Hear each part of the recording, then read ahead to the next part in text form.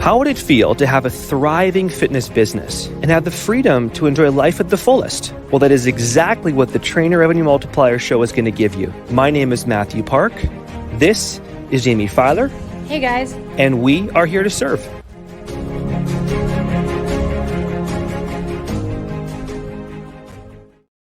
What is going on, everybody? Welcome to the Trainer Revenue Multiplier Podcast. As always, I am your host, Jaime Filer, and I am joined today by the dynamic duo, Chris and Amber Alejandro. Guys, how are you? Excellent. It's been a normal, crazy, busy morning for us, but that's kind of how it is with 5 kids. Oh yeah, we're making it on the thread of his garment today. It's 11:16 a.m. It's Yes. only 11:16 a.m. I mean, that's an incredible place to start. You're 5 right off the bat. The first question that comes to mind is just how. How do you guys do it? How do you work together? How do you work from home together, run a full-time business, and have 5 kids? Because already parenting is a full-time job, but now it's times 5. Well, to be honest, take it day by day. Like, I come from a full-time job I've been working full-time for like 13 years. So I was always in the go. And this year, Amber and I really learned how to be with each other all day, every day. I mean, I love her to death, but I had to learn how to coincide. Because, sometimes if I'm at work and I'm pissed off, I can just like not talk to her and not see her for a couple of hours. Here, that's not the case. Right. We learned to coincide and be together every day, all day this year. And as far as kids, man, I mean, time management helps, but time management is the plan. The plan doesn't always go according to the plan. Things never go to plan, right? Right. Yeah. So, and I can add to that. I was a stay-at-home mom for 12 years before he decided to do this. So for me, it's like normal, and just Chris is here. So I've always had the patience with the kids, and I know like there is no time management, and that's where we bicker. He's from a schedule, and I'm like, no, the kids are having a rough one, and we're just gonna kind of go with the flow today. What? I have this, and this, and it's a learning experience this year. Right. And it's not like you can be like, children, we had a plan. Okay. Yeah. I need you guys to follow the schedule, please, so that daddy's OCD is taken care of. So literally day by day. Okay. So then first formal question, 3 keys to working with your partner. I'd say, it sounds cliche, but communication is key. Okay. Now, reason I say that, because I've learned to express my feelings more towards her. So if I'm not having a good day or something's bothering me, I'm like, hey, I know you're not trying to do this, but this irritates me, right? Yeah. So communication and being open on how you feel on certain things is key, because I know a lot of businesses where the wife and husband work together and they constantly bicker and fight. And it is crazy to think, how does that relationship thrive? So, knowing that, communication and just being open and honest is number 1. What would you say number 2 is? I would say is know how to, like, what they need afterwards. So yeah, you're in an argument. Okay, what is that? What does your spouse need? Because he's having a tough day. Whatever you did irritated him. What can he do to escape? So I've learned non-negotiable are like working out. And I know that's cliche because we're in a training business, but honestly, when he's having a rough day, it doesn't matter what we do, if what we have planned. Should be like, just go to the gym, go to the gym, or do whatever you need to do. And mine is going window shopping. I don't have to buy anything, but just escaping. Look at it. I guess escaping, getting away, doing whatever you need to do to calm yourself. And I would say the third together is turning it off, learning when to turn the business off, which is still hard to do this day. Yeah, we've decided Wednesdays and Sundays are our off day, and our clients know that. We make it, very apparent in the beginning. Like, Wednesdays are our day to just take our kids to the park and not do anything. Nothing business related. We have our stuff automated on our socials, so we're not, doing anything. So those days are very, very important to us. Yeah. Very, very important. But I also recognize, because I believe all three of us really have a very similar work ethic, they're important, but they're also really hard because all three of us genuinely enjoy what we do, but also to an extent, to help people is a compulsion of ours. We are borderline obsessed. So how did you guys get to the point mentally and emotionally that you could disconnect 2 days per week? It was hard for me at first, but I think we just started implementing Wednesdays, maybe like March or April. Like for a while, it was just like, I mean, everybody knows you're never truly off. Like you're gonna message a client on the side, they message you or stuff like that. Yeah, right. Yeah. But yeah. Mentally, again, like I used to have 3 jobs at one time, so I'm programmed to go. I'm programmed to provide because she always wanted to raise our children at home, so it was my job. That was the agreement we had. So really, just taking her lead because she can turn it off, but when she's on, she's on. Me, I can turn it off and on at will. Like for example, when building the website or building our funnel leads, she can go for like 8 hours straight from like 4 p.m. to 12 p.m. and she can turn it off. But as long as it's not on a Wednesday and Sunday, then that's fine for us. So we try to do these things and schedule them ahead of time. But physically, I still struggle with it because, again, you're never truly off. Yeah. But, I mean, I have her to keep me accountable. Like sometimes there's someone's messaging me, hey, I can only do Wednesday for a consult this week, but it doesn't work for your schedule. Is there like a 5 p.m. or 6 p.m. you can do? And, of course, I'm going to check in with her. She's like, no, like, it's not going to happen. I had one guy reschedule last Friday and asked if he could do Sunday. And I'm like, sure, why not? And then she's like, no, schedule it for Monday. I was like, the Lord's Day. We got to honor. Yeah. And so he was totally fine. And I don't know, I think he had this big perception too that they're not going to be fine. He was totally fine to reschedule on a Monday. He still got the client and it was fine. But I would say too that we told our kids. Like we told our kids Sunday and Wednesday. So you had like external accountability there. Yes. Mom, what are you doing? This is the off day today. And like they're very sassy. So, they keep us on our toes. Yeah. Why am I not surprised? That's phenomenal. That's phenomenal. So then I'm sorry, what did you say the third one was? We had communicate with each other. Oh, off days. Right. Sorry. Off days was the third one. Okay. Awesome. So in a similar vein, I mean, both of you essentially work from home. What are 3 ways you make it work working from home in that environment with the kids as well? So with that aspect, we have certain days and certain times where this part is time for like homeschool. Like for example, on Mondays are their busy days. So they have like 3 or 4 classes, they have ballet, all that stuff. So with that, we know that, okay, we can't get any business done until after 5 p.m. when they're kind of relaxed. We give them some TV to watch for a little bit. I have this massive chalkboard behind us in the kitchen that has our schedule and blocked off times.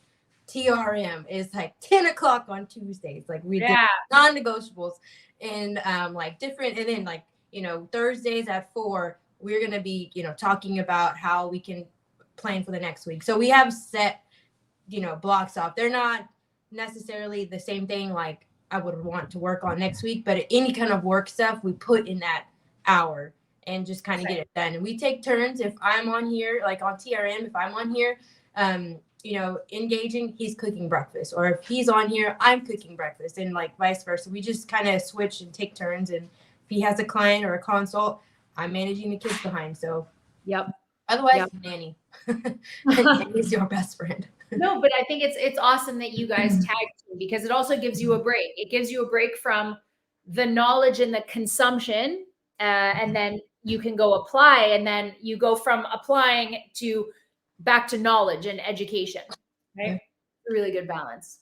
Yeah, and one thing that we also do is Tuesdays are more business days because, with TRM, obviously the mind's running. It gets you going. So that number 2 is to have a day where you can dedicate a good chunk of time to business. Because again, TRM on Tuesdays, minds are running. And like when we have our one-on-ones, in the morning I'll make sure I checked everything out. Oh, damn, I forgot to do this. Let me make this call right now before Jamie gets on with me. So, so great. So great. I'd say number 2 is the accountability. Like, having someone you have to answer to. And to us, that's you and Matt, right? Mm-hmm. So not only just showing up on the calls and, giving our wins, but having someone accountable to be accountable to. So for example, if someone is doing this and they don't have their spouse to work with them, then maybe have a good friend that is in the same business, that they can be accountable with, kind of like, with the Excellence Cartel. They're always accountable for each other. I have a good friend of mine that I meet with every Thursday from 1:30 to 3. He does the same thing I do. He's more of an in-person client. We exchange information, talk, awesome. How can we level each other up? So, having that accountability and not seeing everybody as competition is definitely a big one. Mm-hmm. And then that's all part. Okay, sorry, go ahead. Yeah. We already said those. Mm-hmm. Was that 3 already? Yeah, 3 was the no days off. Or was this something else? I missed it. It was scheduling / planning, and then it was external accountability. And then I think there's another. Because there was the 3 things to working from home. That you make working from home, right? Without getting distracted and staying focused. Yeah, I mean that kind of goes into. I'd say have an external thing to do other than business. Because again, like a hobby or a passion. A hobby, passion. For me, if it's not working out, it could be grappling, going out and it's a beautiful day here. It's like 55 degrees in Texas and sunny, so it feels fantastic. There's not many of these we get, so we're gonna make sure we get some sunlight today.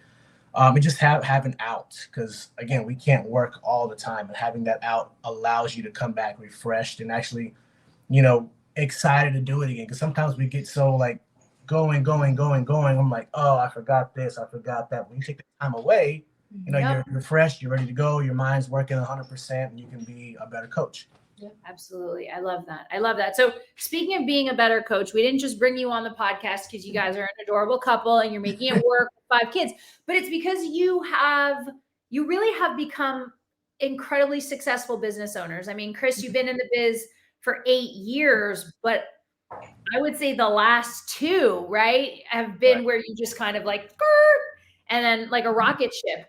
Can you talk about the evolution? I mean, even the name of your business is different than when I first met you guys years ago. So can you talk a little bit about the evolution of A1 Fitness? Yeah. So, I mean, again, I've been in this business for 8 years, and that's one of the things that you don't see many people do is stay after the first year or 2. Because, I mean, sure, it can be very rewarding financially and spiritually, helping others, sure. But sometimes people just can't take it to that next level. And, I wasn't able to put my all into it until about 2 years ago when, Amber's like, well, why don't we just do this full time? At my job, I was always promised promotions, promised raises. And we getting a 10-cent raise after being there for 9 years. Yeah. 10 cents. And corporate life, right? Yeah. It's a very hazardous job. So and she's always saw potential in me. I'm honest and open about it. If it were up to me only, she wouldn't push me. I'd still be at my state job. And there's nothing wrong with that, but she always has seen much more than she's. What the podcast we listened to yesterday is she pushes me. She respectively pushes me to where she knows I can go. So 2 years ago, I started working for another coach. She happened to be a really good friend of mine at the time. And then, she was hiring coaches, and I said, hey, I'm interested. She's like, oh, I would love to have you, because, I kind of knew what I was talking about, I guess.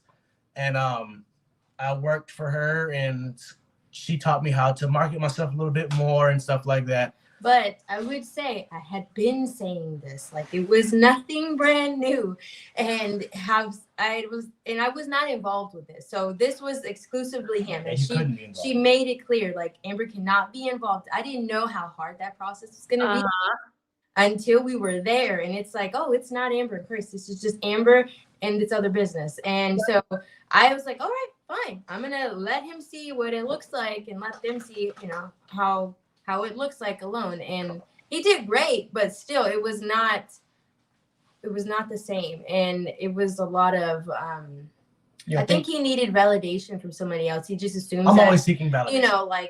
oh, Amber has to say that. And I'm like, no, like, I'm telling you because I know, but, you know, getting validation from this other top coach saying, oh, you're great, you're this and this. He needed that. And so I kind of let that process happen. And then over time, he's like, I can do this on my own. And I like wanted to like faint. She always says it's some other woman that tells you you can do it, but you never listen to me. I know. It's as soon as somebody else tells him, oh, you did that. He's like, I can really do that. And I'm like, get away. Get away. Yeah. Yeah. So November last year, I decided not to renew my contract with her. And you know, I was like, I'm gonna go full time. I think about that time I was following Isaac at the time. I think Matthew had just followed me. And we had a little bit of communication here and there. You know how Matthew is. He was nurturing his client. Like he'll send you like these voice messages like, hey man, you know, good to meet you. And I'm like, who is this guy? You know? But we had friends too, like who were in TRM. Who were experienced TRM, and we've seen it before and they had great success. And I was like, you need to try it, you need to do it, you need a message. Oh, I'm gonna wait. I'm like, fine. Wait. Another woman told him that, you know, she did TRM. And he's like, I'm going to give it a try. And I was like, okay. Oh, Chris. So, Jamie, I'm very, very, like. You can see she still has a problem with it. A little annoyed about it, but hey, whatever brought you to the light. Yeah. So I remember, you know, coming home the first day. I think I was done. My last day of work was on a Monday, and TRM 18 was on a Tuesday. So like I went right in and then kind of, you know, started doing these things. And I will say that for those that are planning on just doing it once or twice, like it's not enough, you know, because we've grown so much as a business this fourth time in TRM than the first three times. The first time you're learning it, second time you're implementing it, third you're really understanding it, and fourth time like it all just kind of compounds on each other. And of course, you know, having you to answer to every 2 weeks, you know, and someone who is very successful in it. I mean, you know, with your 40K things and 30K things all the time, it's like, okay, well, you know, and at first I was like, can I really do this? You know, can I really make 10K? That imposter syndrome. The imposter syndrome is always there with me. But I mean, I think last year, you know, we was doing training on the side, made like 25. And then right now we're right on the cusp of 100,000 this year, our first full year in business. So it's crazy to see the potential. And, you know, I was talking to a friend of mine who, you know, was in TRM as well. And I'm like, we're both at 100,000. And we got so much room for so much more that we can do. Like the client load at 35, 40 is, you know, it's up there, but it's very manageable with time management. But we have so much more we can offer and so much more people we can serve that it wouldn't even affect their one-on-one time, you know? So it's like, quality. Of course, you know, with the systems that TRM shows you how to do and everything, it makes it much easier. So I would say for any husband out there, listen to your wife, because when he started listening to his wife, we started, you know, making up 100K. Imagine where we'd be if I listened to you 8 years ago. Don't get up. Everything happens in God's timing. Just leave it alone. Just gonna back away from the podcast slowly, let you guys have it. No, I think obviously celebrating the 100K, celebrating the amount of money, right? This is trainer revenue multiplier, but it may as well be called trainer time multiplier, right? You guys have more time with each other. You have more time with your kids. You fulfill your promises to them. You know, Amber, you shared a beautiful story with me about Christmas, right? Do you mind just going over that for people listening? Because again, for not for like, some people are great with money, but that's not the thing, right? So since we're young, when we had our first son, we were 19, 20. I had told him then that I wanted to be a stay-at-home mom. It didn't matter the age. I wanted it to happen. I knew how I was going to raise my children. So that meant that we were a single income family for a very, very long time. And that means that we went without for a while, and we had to get on, like, he was with the state. So we got on the interstate first for like 4 years. Had a lot of crappy jobs, but the last 9 years, we were a part of the state, and the state had this program to where they offered it to their employees. And if you couldn't make it for Christmas, you know, you couldn't get, because I mean, we lived paycheck to paycheck. We had to make sure rent was done. And Christmas was very, very stressful event for me because I wanted my kids to not have to go without. And they want, you know, toys and things are so expensive now and everything's electronic. So, you know, they always wanted really nice things. And so we had to go on this state thing. And the state did what they could and gave us, you know, bare minimum stuff, which we were grateful for. Our kids were grateful for. But it was very, very hard to buy anything on our own for a very long time.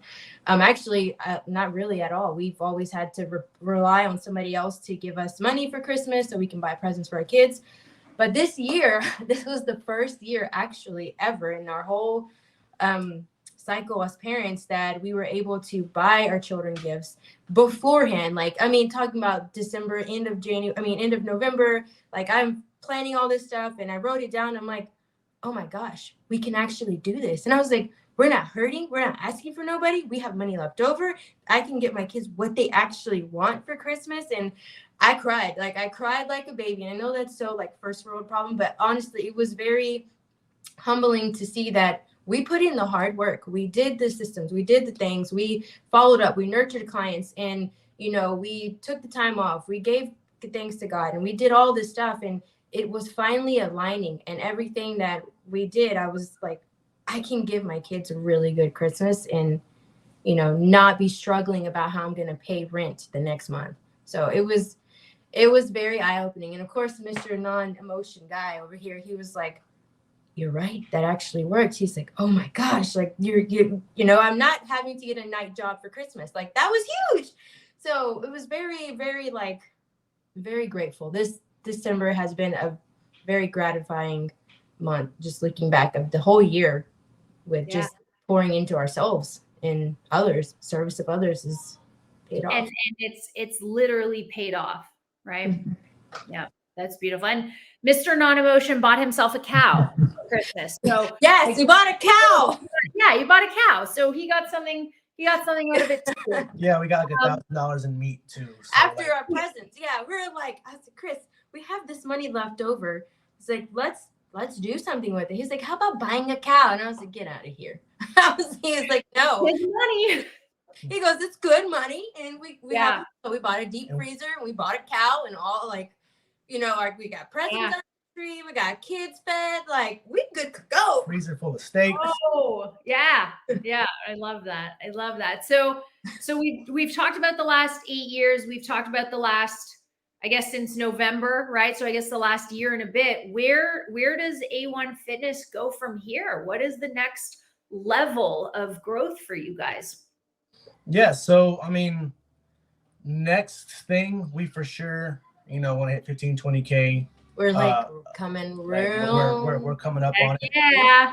Yeah. And, you know, we do plan on opening a small gym here. Locally. Locally for us. It's something that I've always kind of wanted to do for me. You know, like I know the equipment I want. I'm in the bodybuilding world a lot. I know what's popular right now. Like the pendulum squat is like the rave. If I hear one more time about that pendulum squat, oh my gosh. Yeah, and like I've always wanted something that I can have that I like and do it when I want to. Yeah. And you know, we've all been in the gym at 5-6 o'clock. Like you gotta fight for this, fight for that. Yeah. And I'm like, what's crazy is it's November, December.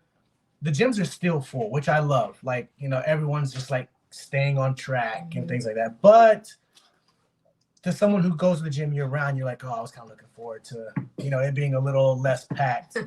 But, you know, we want to provide a nice gym for our clients to come in. Yeah. And, you know, it's going to be a private gym. You know, we'll have so many members that we'll accept. And I'm not really looking to make money off of it. Like, sure, money's going to come with it. You know, I'll be able to do one-on-one again. Yeah. But I really wanted to just, you know, passion. I have a lot of clients in town who would like a nice gym. She has clients in town that would like a nice gym. So something like that. Our Golden 50 client is they're all business owners and they like exclusiveness. They don't like to be, you know, mingled in with the rest and fighting over. They're going in to get their training done, going out home, run back to run the business and stuff like that. So something that, that they'll enjoy. And, we want to have it real nice. I mean, shout out to Magnum, for supplying us with some stuff. We want to have, protein powder in there, pre-workouts, just for members to go in, do what they want to do, and continue to build the business. And, like my first job, I was a lifeguard. So I've always been in the service industry. I worked for the state. I'm technically cleaning roads and making new roads for people. So like continuing to service people is, what brings us joy, and just continue to do that. And the gym will better fit us to be able to do that. So we want to have lots of things there. Yeah, like we like to be out in the community more. We want to host seminars, mental health seminars, maybe even have the great Jaime Filer on in a big screen and someone come in and, because I mean, it's something that people yearn for now, is that after COVID and all that, people want to associate with people in person. They want to see you, shake your hand, talk to you. And that's more her side, like she's the, how you doing? This so-and-so. I'm the extrovert who married an introvert. But it's Yep. There's one in every, I get it. Yeah. Yeah. So yeah, we got big things planned, and I was pushing on this dream for probably about 5 years now, and he's finally like, okay, let's do this. I can see it. So listen to you, Amber. Yeah. Well, no other woman had to tell me that this time. Yes, that was the first. I mean, our little woman Mia our little daughter was like, I need to, because she loves to work out with Chris in the garage. Yeah. She's seen little kid gyms. She's like, I'm gonna need this, I'm gonna need that. So technically, I mean, Mia. Yeah. That's so cute. So cute. Well, guys, I cannot wait. I would work behind the smoothie bar of your gym just to be around both of your energy. And I mean that. You guys are absolutely awesome. It's been amazing to watch your growth, to coach you firsthand, to be part of it, to be a small part of it. Yeah. So it's been great. Guys, thank you. Well, everyone, thank you so much for listening. Chris and Amber, where can they find you? Where can people locate you on social media or websites? So our website is a1fitnessbcs.com. There you can kind of see what we offer. If you want to apply to work with us, you can. You go to our Instagram, Science and Gains for me, or A1 Fitness BCS, Mrs. Science and Gains for her. You can go on our link tree. We got a bunch of free stuff. Take you to our content. YouTube. If you feel tired all day, I got a checklist for you to do that. If you want some Mexican healthy eating, she has an ebook for that. And if you want to work with us, you can just do it through there as well. Let's do it. Love it, guys. Thank you again so much. If you're listening, thank you so much. Please make sure you subscribe, rate, share if you enjoyed what you heard today. We appreciate you so much. Thank you for listening to the Trainer Revenue Multiplier Podcast. Chris and Amber, thank you again, and we'll talk to you guys soon. My pleasure.